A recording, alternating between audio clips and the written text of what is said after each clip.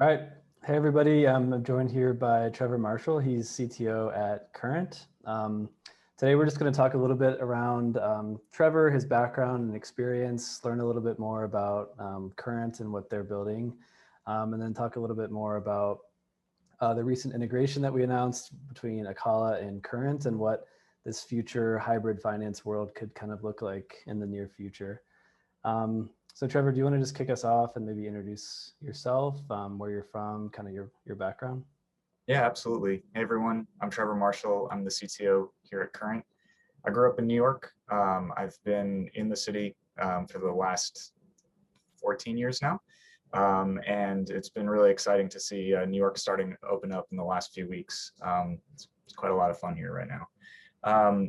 I have been super passionate about cryptocurrency and distributed ledger technology for a while. I actually started my career in 2013 at Morgan Stanley, and I joined Morgan Stanley because I really had the intention of, like, very naively in those days thinking, hey, if I join foreign exchange at a big bank, maybe I can help, bring Bitcoin trading onto those desks. And the guy who hired me at Morgan Stanley out of college was Stuart Sopp, who's the CEO of Current today. So even though I didn't necessarily convert Morgan Stanley from the lowly position of junior analyst at the bank, I definitely got in his ear a little bit. And in 2014, for him, after 17 years on Wall Street, he left. I followed him, and we did a couple of projects together, starting in the crypto space. We were doing some crypto trading, hedge fund type of activity where we would trade on different exchanges, take advantage of micro market liquidity opportunities. We, in 2014, kind of said, okay, well, how do we take this to the next level? Like, what is the actual future of this technology outside of just the trading, which is very interesting to us? What is the actual value that is being created here? Like, what is the new way of working? And ultimately, what it came down to was money was being re-networked. There was a new way for value to be transmitted globally. And at the end of the day, you have kind of the world of finance, which sits on top of money movement. But ultimately, money movement comes down to the way that people interact with things that they want to buy. And so, money is the ultimate disintermediation of desires and the ability to, capture those desires. And so Current, we really came at it from, okay, there's this new technology, money's going to change. We need to be at the interface of the way that users interact with their money. And so when we first started Current, we were exploring things like the very first prototype we had was a banking system built on top of Ripple. And so that was basically like a user could sign up for it wasn't even called Current at the time, but a Current account. Any money on the system would ultimately be reflected on the Ripple network. And then if they wanted to exchange money with other people on the platform, it would kind of just be a front end for Ripple interactions. And even though it was an interesting engineering effort, there wasn't a ton of value in that. There, really the only thing that you got was a public bank balance, which most people are not interested in. And there wasn't too much you could do outside of, just seeing a balance from another view besides, kind of the Current interface. But one of the things that project really pushed us to do was create core banking technology. There's no FIS, Jack Henry core banking technology for distributed systems. So we had to build our own ledger that could be, readable by a user in an app or on a website. And so that really started us down this path of building core banking technology, originally because none existed. And as we started to kind of evolve the product to be something that was more useful to everyday consumers, which is more in the traditional finance world, more finance 1.5 than finance 2.0, we kept a lot of that technology because it gave us cost advantages. We didn't have to go out and find, a core. We didn't have to use services that would kind of lock us in with certain vendors. And we just put more and more focus there as we got to bringing a consumer product to the market. In 2017, we launched our custodial banking product. And really that was a wedge that we were designing that could take advantage of unique properties of the core banking engine we built. So that is like the ability to have multiple people on a single account, but interact in a totally seamless way, sort of like a Google Docs for money, something that other cores are not really set up to do, and something that we thought, there's not a lot of consumer product in this space. It's a really good opportunity to go out and acquire sticky customers so we can prove what we're doing is useful. And from there, we built on top of that further and further until we had enough confidence in our system. We had been audited a few times by the FDIC through our pass-through banks and by other regulatory bodies, and we were able to launch individual accounts, so full checking accounts in partnership with our banks in 2019. And since then, we've really accelerated on that. 2020 was a really tough time for tons of folks, but for digital finance apps and for people who no longer needed to go into a branch, it was a really good time to be able to provide that type of service and that type of value. So we've accelerated, 2020 was a huge acceleration across the industry for consumer finance. And we definitely took advantage of the environment and acquired a lot of customers over that period. So today we're just around 3 million users. We're growing that very quickly, and we're starting to think and get back down to our roots of what does this look like? What are we actually building here? Like, what is the system ultimately going to be able to connect people to? And that's where, when we met, Dan, I guess about 5-6 months ago, I realized that, okay, this is the right partner for us as we go and build some of these experiences out. Yeah, that's awesome. I didn't realize that you guys were kind of like crypto native, then transitioned to more fintech, like banking, and now kind of moving the pendulum back the other way, and starting to build out products that do leverage kind of some of the blockchain and crypto world. Just for everyone's background, could you maybe talk a little bit about your core products now and kind of how you thought about which customer groups or which audiences to go after strategically when you first started this kind of the more banking focused product you said around 2019 or 2020? Just talk a little bit more about your products and customers. Yeah, absolutely. So the right way to think about Current is really as the interface for users and financial experiences. We're not a bank. We work with banks and with other providers, non-bank financial providers that can create, impactful experiences for users. Our big core demographic is generally folks that are driven and determined and want to make a better financial outcome for themselves. So we tend to be for people who have maybe not had the best experience with other solutions, whether that's from high account minimums that are required at a lot of banks or punitive overdraft fees that exist at some institutions.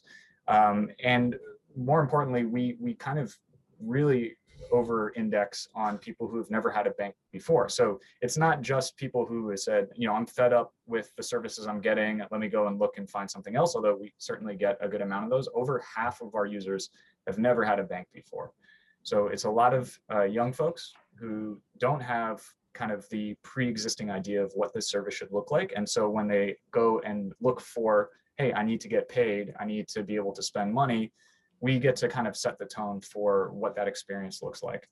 And so that's a big part of our demographic, sub 24, really people who are having their first experiences, but also some people who are a bit older and maybe never really trusted other institutions before. Maybe they had heard stories about how, they had negative experiences that their friends or family might have had.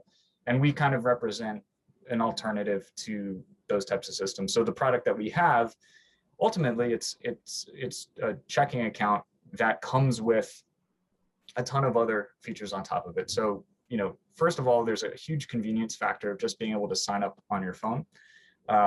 It's surprising, but that's still a huge edge for kind of banking services.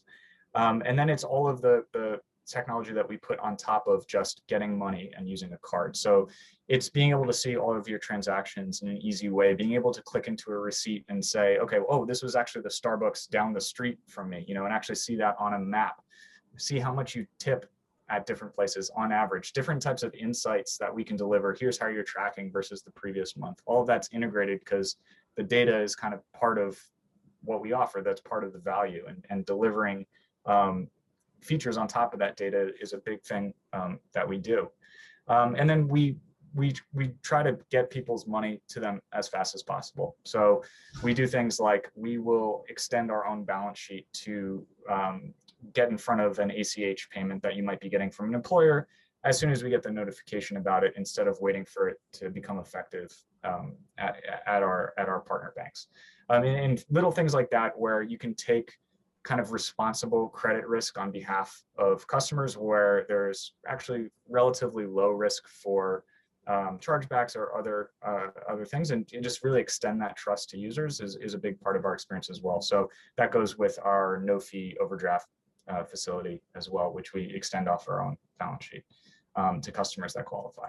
So this is it's a big part of what we're trying to build, is access to core financial products. So the ability to get paid and spend money, and layering on, additional features that you can't necessarily get at a bank. So no fee overdraft, getting paid early, having a points reward system that's built off of a debit card, which is something that really doesn't exist anywhere. Mm-hmm. And eventually being able to maybe generate some value with an Acala integration under the hood. Yep, that's great. And you guys have got around, I think, 3 million customers at this point. Is that right? Yep.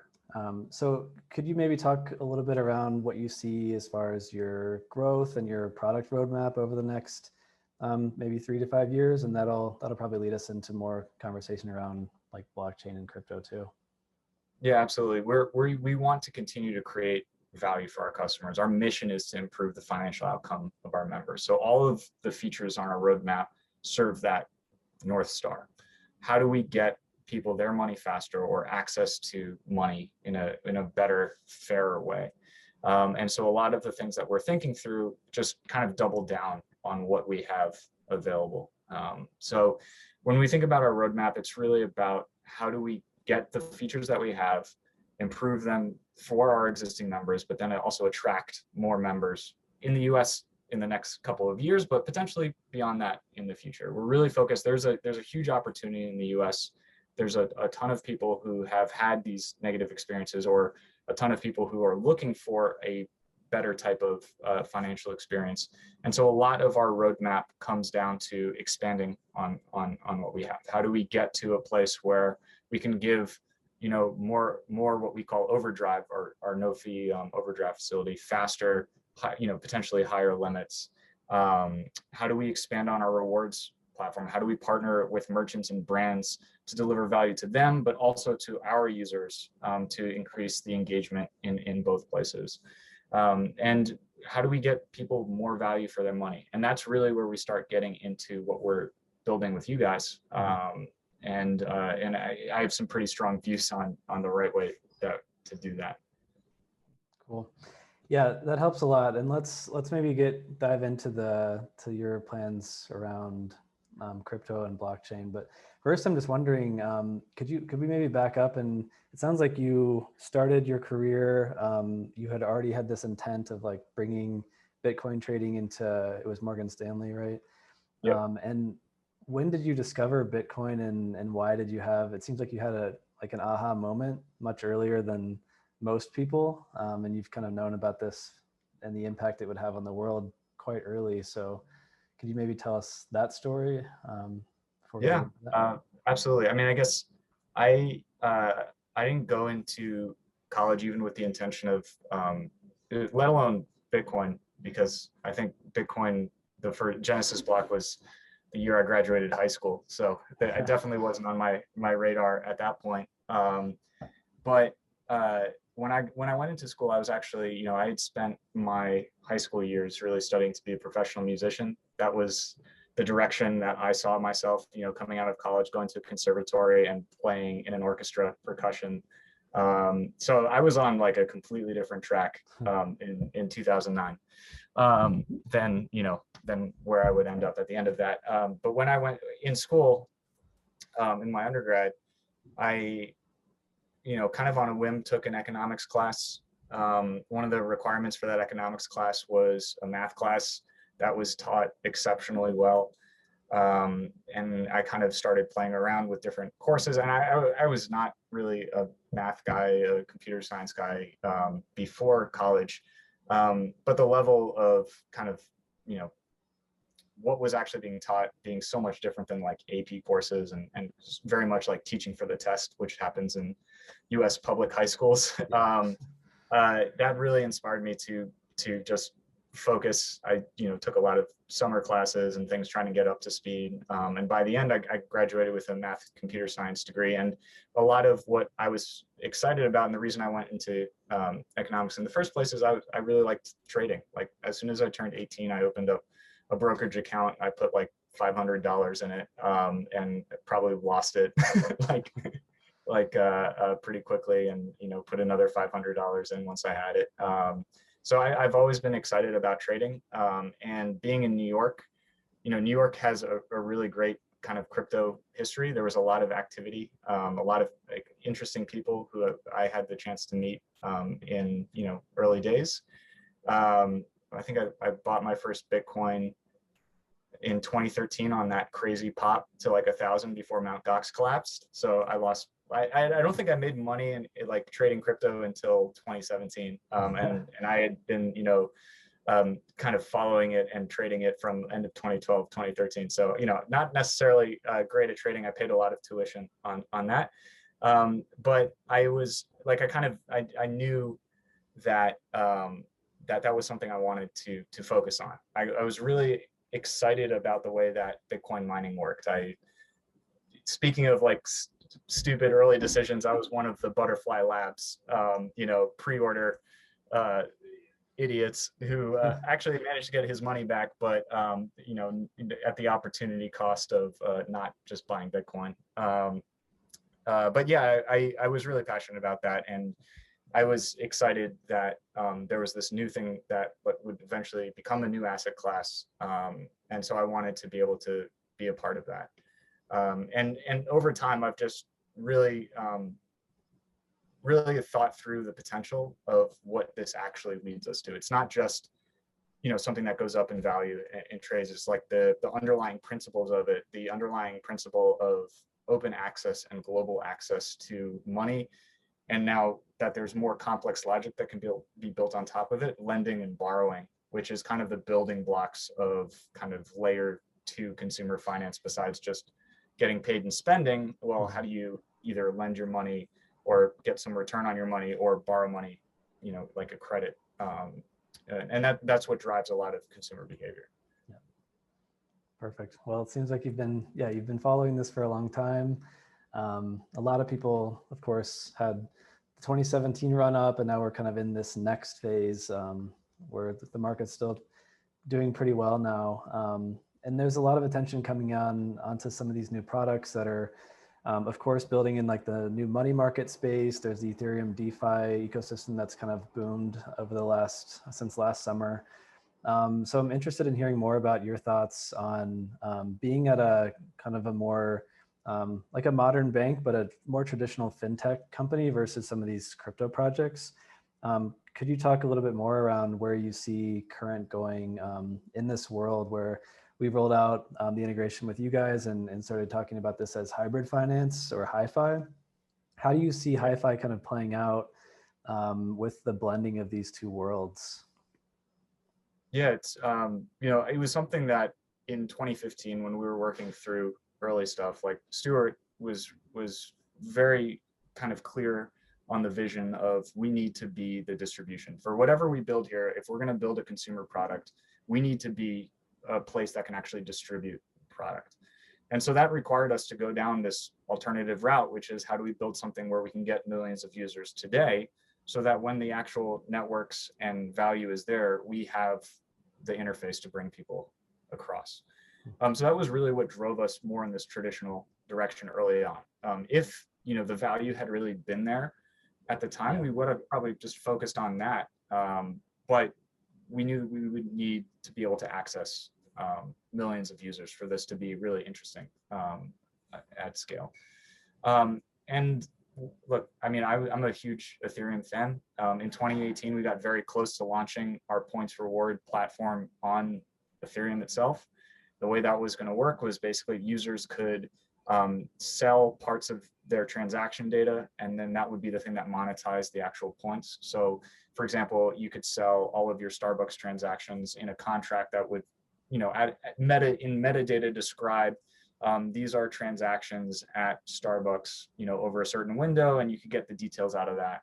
But when you look at like, because that's like ultimately a big reason that a lot of points providers exist, because you're exchanging some level of information back to merchants who want to fund, get smarter about who their customers are, and then potentially modify their own roadmaps based on actual data of spending. So that's fundamentally like kind of what drives points platforms. And that's where I wanted us to be able to do it kind of natively in an open way. But we're talking about, okay, maybe that transaction in aggregate, like the last week of your Starbucks might be worth half a cent. In aggregate, you're buying, as a data purchaser, you're probably hoovering up tons of this stuff. It's not, at an individual basis necessarily super valuable, but in aggregate, it maybe is. But when you start doing the math on the way that would be implemented on Ethereum, certainly in 2018, but honestly, even now, outside of some other scaling solutions, it doesn't make a ton of sense. It's like you're going to pay $100 in gas to get like a 1 cent transaction. Even if you put all the metadata and everything in IPFS, like I thought through how we could scale it, but ultimately you've got a massive state machine that's stored on all the Ethereum miners and eventually all the validators, and it's expensive to coordinate that state machine. It's a lot of messages that have to move. It's a lot of computation that needs to be done for relatively simple things. And so when Polkadot was announced, and kind of the vision for that was put out there, I've been following it for pretty much since early announcement days, and the ethos behind it of not no trust, just less trust, is also kind of how I think about Current's role in our users' kind of experience.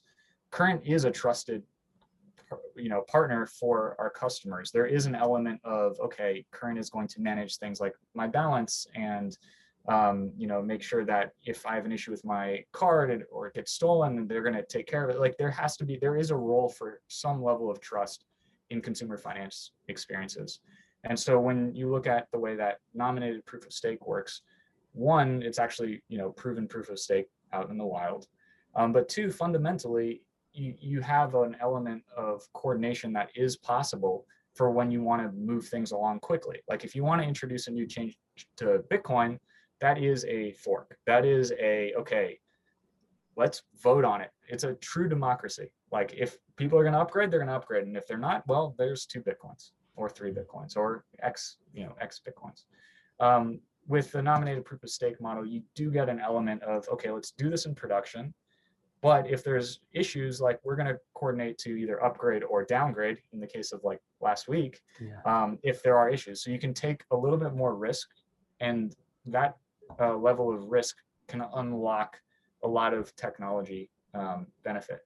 And so you're talking about forkless upgrades with Polkadot, right? Yeah, and also exactly. So it's basically you have governance that's built in a couple of different ways.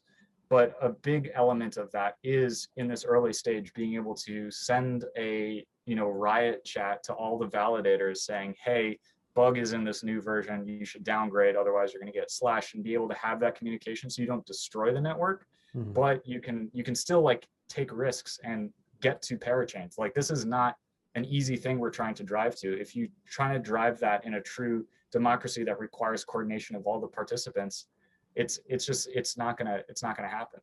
And so like that model of like the republic versus the democracy, it just makes sense for being able to get to the place that it needs to get to. So you've got these like coordinated state submachines checking in with the relay chain and getting to this kind of parachain world. That's not easy. That's like extremely difficult. I don't really follow a lot of the work that's happening in there, except for appreciating it. I'm not a contributor on any of those projects, but it's not an easy task. And so the model is really kind of why I wanted us to be in the space, especially given my experience with gas fees on Ethereum. And so I think I lost where we were going with the question, but that's kind of how I got to Polkadot at least. Yeah, so you saw Polkadot probably back around 2017 or 16 when Gavin released the white paper and started building it. And they've been building this for, I don't think a lot of people realize, it was kind of, behind closed doors being built for 3-4 years. And then finally, we're getting to the point where parachains are about to start launching on Kusama.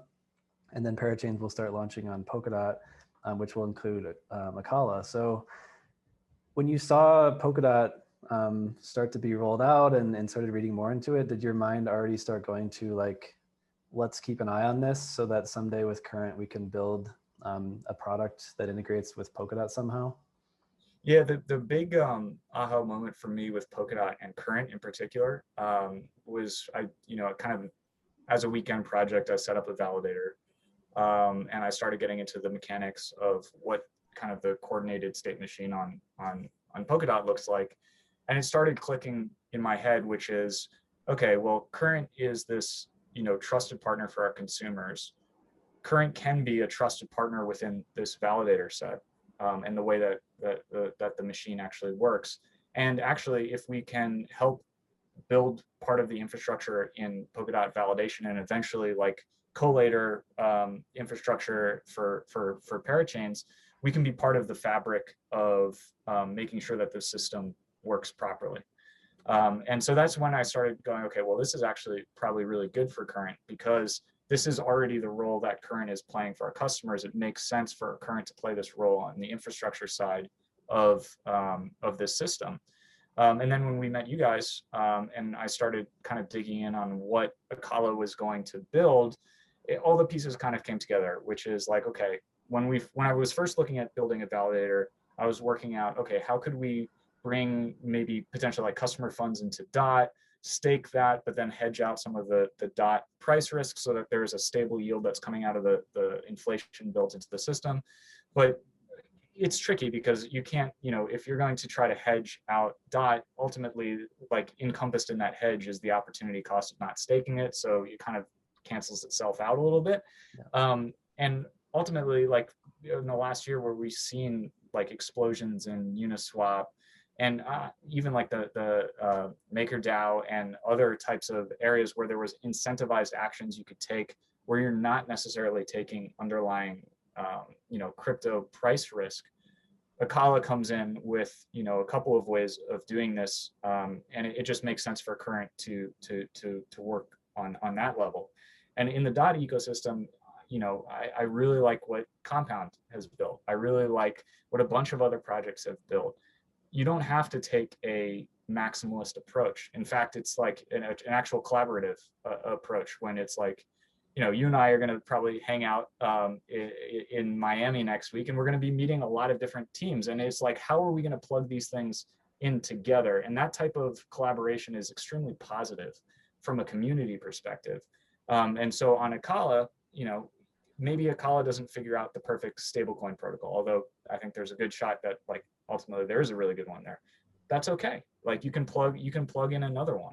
Mm-hmm. And you can take advantage of maybe the DEX on Acala serving those other assets as well. And you can fund, the DEX with that and get a liquidity incentive for that.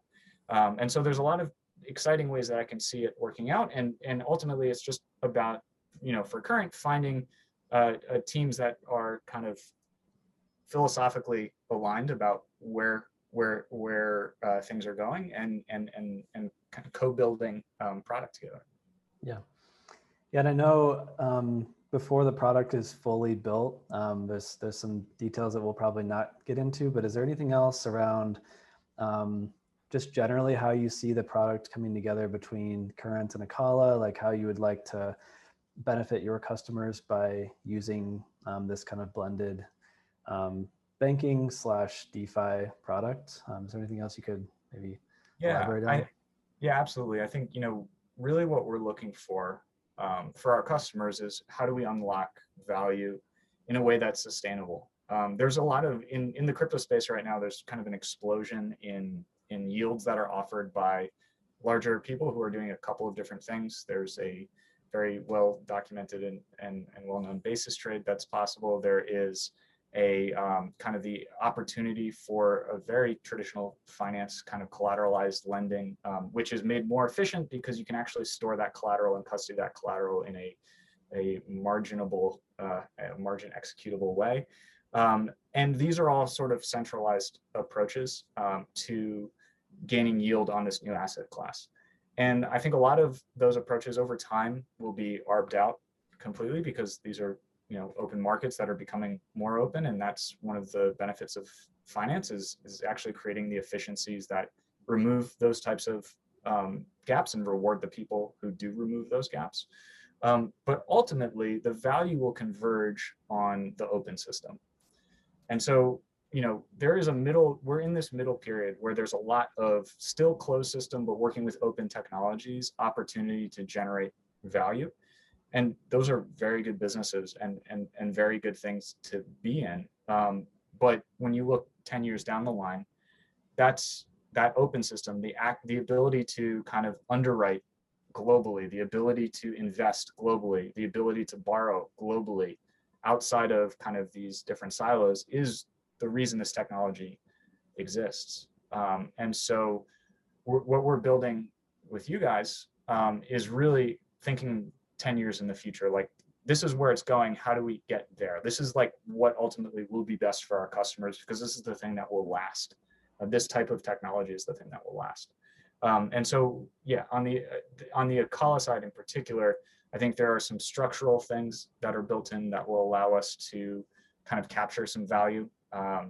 Just the way that market making works with liquidity pools is exciting. The way that kind of stablecoin incentives work for being able to issue it is exciting. There's a lot of exciting areas that I think are extremely sustainable because they're backed ultimately by something that will always exist, which is there is a need to post collateral for certain decentralized actions. And so building towards that, I think, makes the most sense. And then eventually the flip side of that, if you can go and lend money out and get a return on that, you can also come and borrow money as well. So when we think through like what the future of a more open credit system looks like, I think that the future is in that direction. And so, that's definitely down the line, but that is ultimately where we're going, which is outside of necessarily the world of just taking your credit and securitizing it, which is a very good way of doing it. And there's tons of extremely successful businesses do that.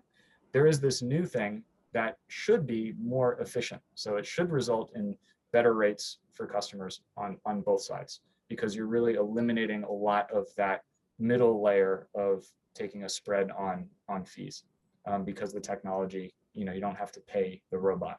The robot is happy to give the best price to both people. Yeah, great.